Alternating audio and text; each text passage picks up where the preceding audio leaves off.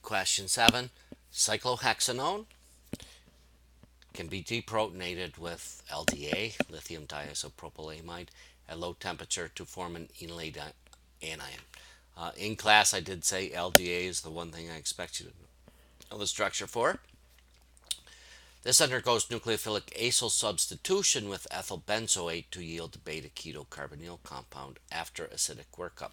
So I've kind of told you what's going on here right in the question. I tell you that cyclohexanone can be deprotonated and that anion acts as a nucleophile in a nucleophilic acyl substitution with ethyl benzoate right here to yield a beta keto carbonyl compound. In brackets I put after acidic workup. Show the mechanism for the final product, formation of the final product. So let's go ahead. We got to start by doing a deprotonation.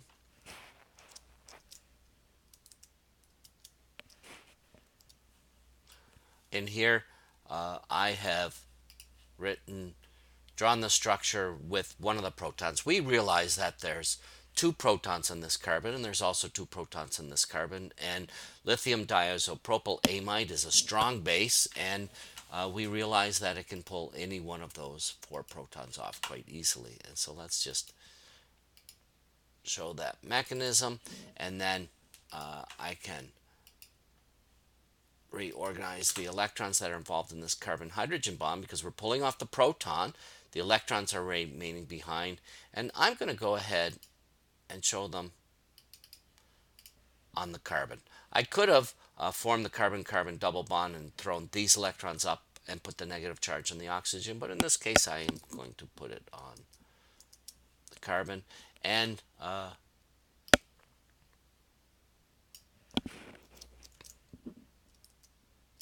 we get our anion. There we go.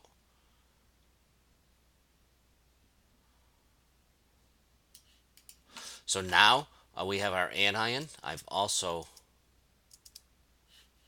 forgot it. Should have put it here.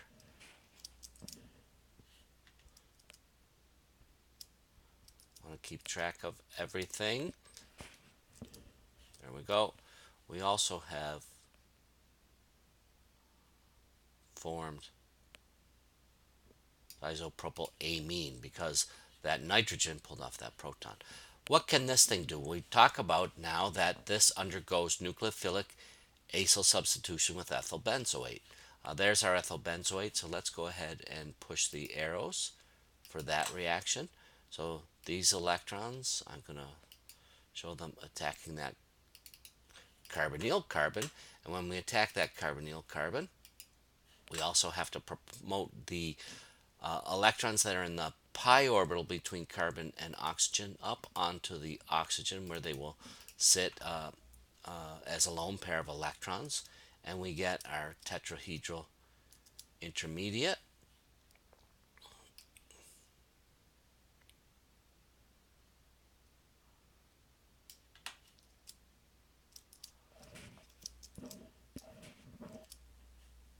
There we go.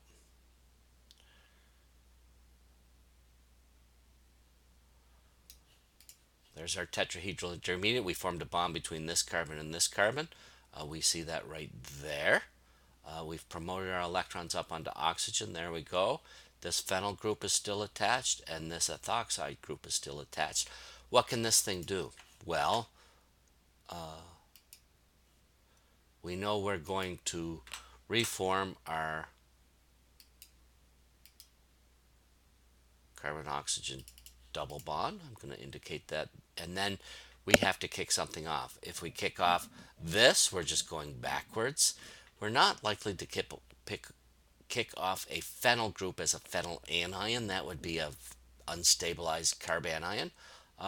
But we should, at this point, recognize that we can kick off the ethoxide. Now, this is going to be slightly unfavorable, but it's the best thing that can happen. If we kick off anything else, we get a carbanion, and this carbanion is a little bit stabilized, but not a very stable anion.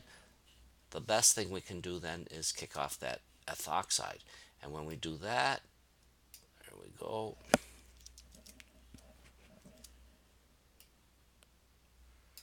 There we go. We got our beta carbonyl compound. Oh, it says after acidic workup. I didn't add any acid. It says show the mechanism for formation of the final product. Okay. I kind of think I'm finished. There's the product I wanted, beta carbonyl compound. Oh, these things are quite acidic, and there's a proton there. I forgot about that. There's a proton right here. So what happens from here? Well, now that we have recognized that there's a proton there, and it's between two ketone functionalities, two carbonyl groups, it's quite acidic. Ah, this must be why an acid workup is required. I have to answer that question. This is going to pull off that proton. It's not going to stay there at all. That's quite favorable. So let's do that. Let's pull off that proton.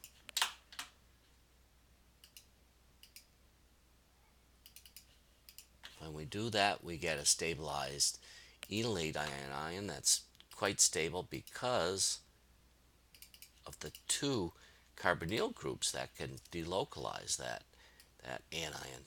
And when we do that, there we go. This is a very favorable reaction. So it's just going to sit there until I add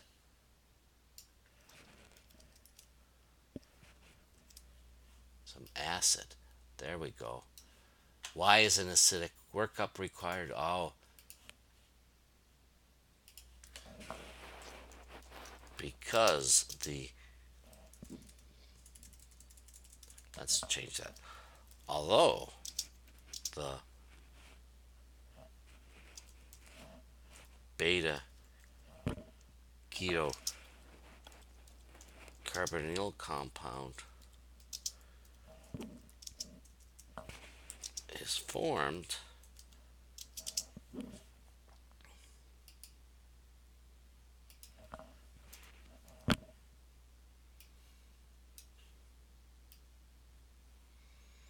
although the beta keto is formed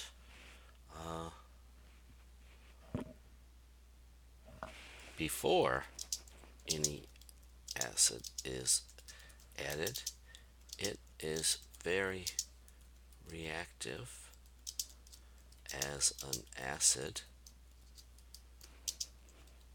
under the conditions in which it was formed.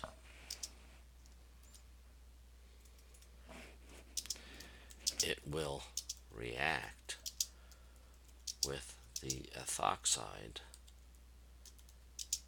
anion to form the very stable enolate. So acid must be added to reprotonate it. There we go. That takes care of it. That's why we had to add the acid, because this compound is quite reactive under the conditions in which it finds itself when it's formed. That is with lots of ethoxide around, because we kick off the ethoxide at this step, and